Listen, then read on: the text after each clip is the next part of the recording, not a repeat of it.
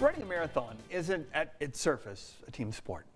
Hundreds, if not thousands, of training miles are spent alone, just the athlete and the road. But an Amarillo runner says he's found out more about other people in his quest to run a race in every state and on every continent. Here's his story.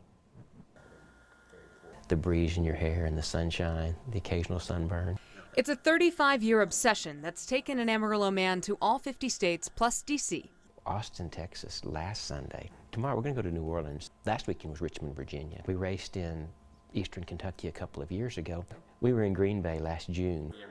Now Mike Flores is hoping to see at least 13.1 miles of all 7 continents, the 4 he hasn't already seen. Have you done other races on other continents? Just 3. Where does that take you? North America and Europe so far.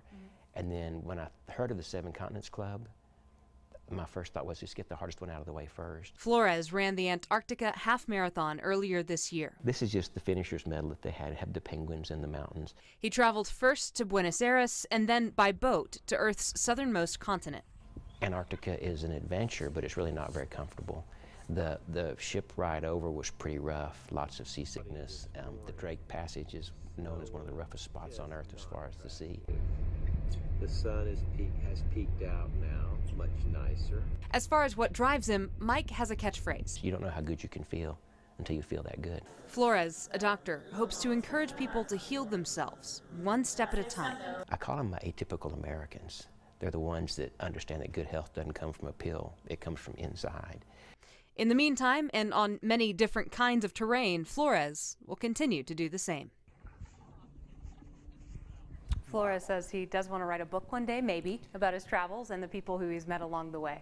He plans to run in at least 12 to 15 more states this year. As far as his next continent, well, he hasn't planned that quite yet, but he says he's not in a rush. He's just enjoying the journey. What a good story. Thank you, Jackie, for sharing. That's great. We have another look at some of Flores' video from Antarctica.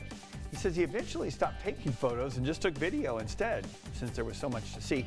That's on our website when you get a chance. Obviously, when we're done doing our thing here tonight, go check that out, myaplanes.com.